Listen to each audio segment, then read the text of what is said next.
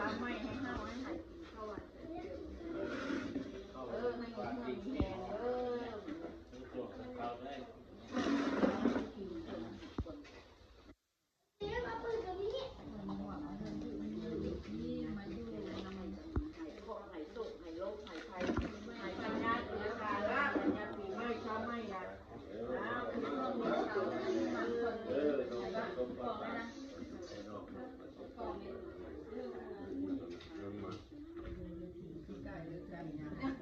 ยังยังได้จะใส่หรือว่าพี่ไก่เล่นเล่นไป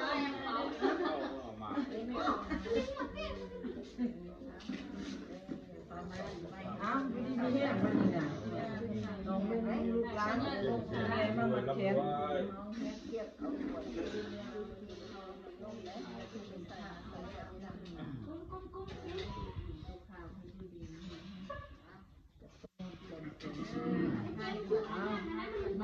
ปวดเข่าอันนี้แล้วน้องมีไฟดอกตามข่าวไฟกินข้าวมันแล้วกินก็บอกเงยได้ค่ะไฟเป็นลูกเก้าลูกน้ำเต้าลูกน้ำเมียเป็นลูกใสเลยลูกเต้าลูกเป็นลูกทุกคนอยู่น้ำพ่อน้ำแม่ใส่น้องตลอดไปเนี่ยมันหายเนี่ยโรคหน้าเขาจะได้มาแล้วข้าวตุ่มขวานค่ะร้านนี้ตะโนแม่ตะโน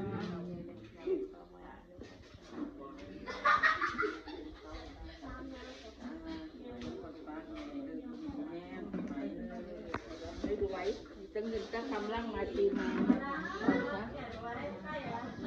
ใช่ว่าตั้งแต่วันที่มาเลยมาให้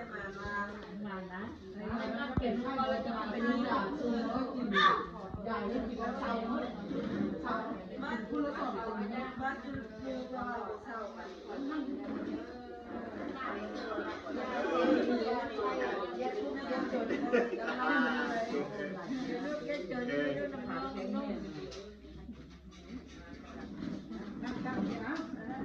ประธานที่เชื่อมันก็คำเฮอบ่อันนี้ก็เทียมมาก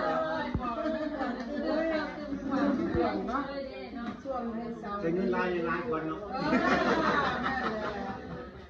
เดี๋ยวเช้านั้นปีใหม่เรากินเดือนอีกแล้วปีใหม่เราเลยเดี๋ยวปีใหม่เราแล้วปีใหม่2 เดือนเลย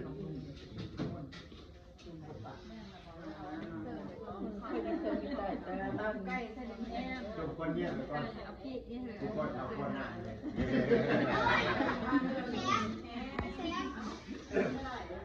เงียบเงียบแล้วก็ชาว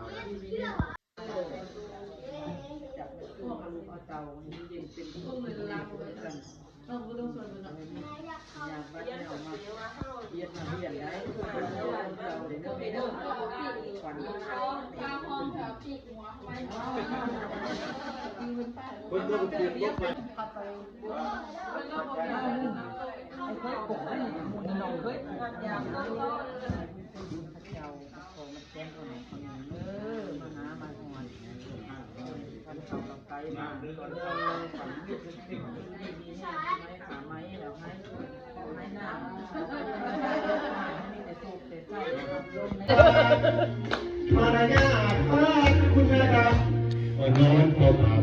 เคยถือว่าใครเห็นมึงเห็นไม่ดูยังไง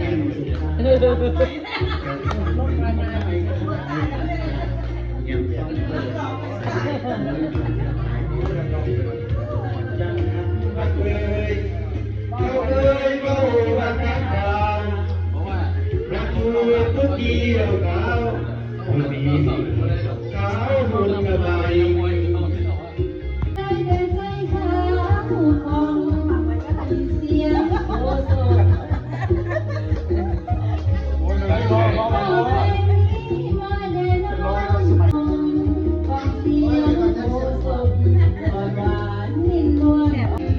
สังเกตสังโลกโอไทยไปจบร้อยชั่วโมงเท้าทำไมเรือลงก็เป็นการที่เลื่อนใจกับซาเพราะว่าหัวใจเข้าไปมาหัวใจเราไปในหลาย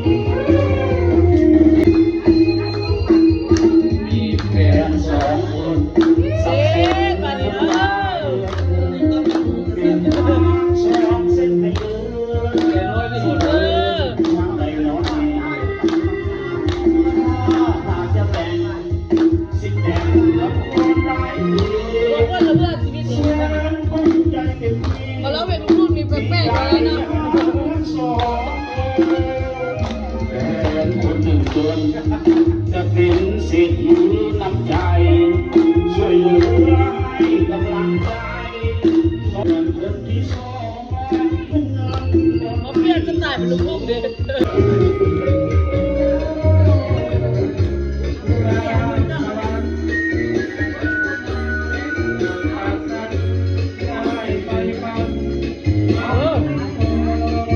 มาถึงหางกระบด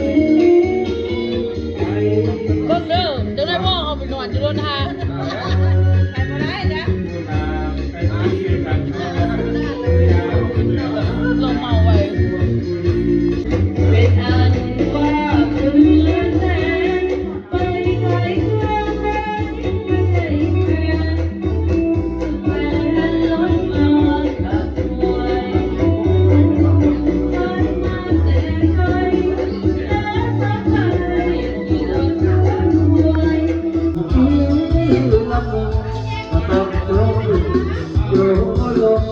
กับสาธุสา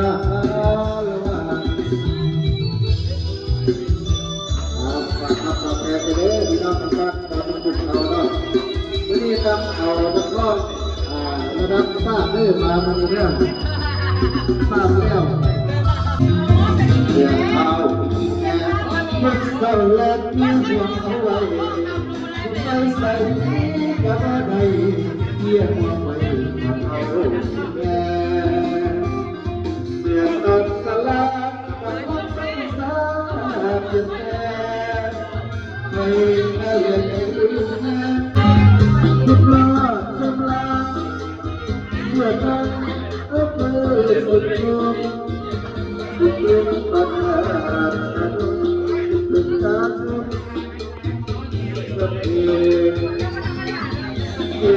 เยอะเป็นพอเมื่อน้องเมื่อสะอาดตัวเมื่อใจอ้ายกันรัวจะเกิดกับตัวที่จะตัดเอง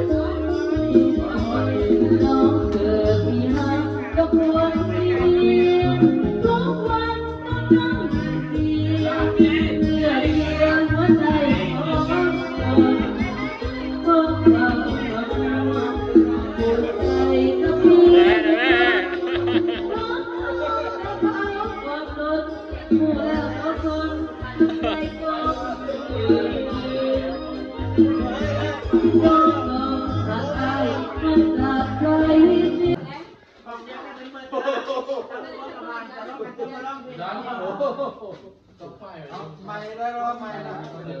ไม่อันท่าเกิดทางได้คนทุกคนถามว่าไม่อันนี้ก็ส่งหันวะ เป็นชื่อ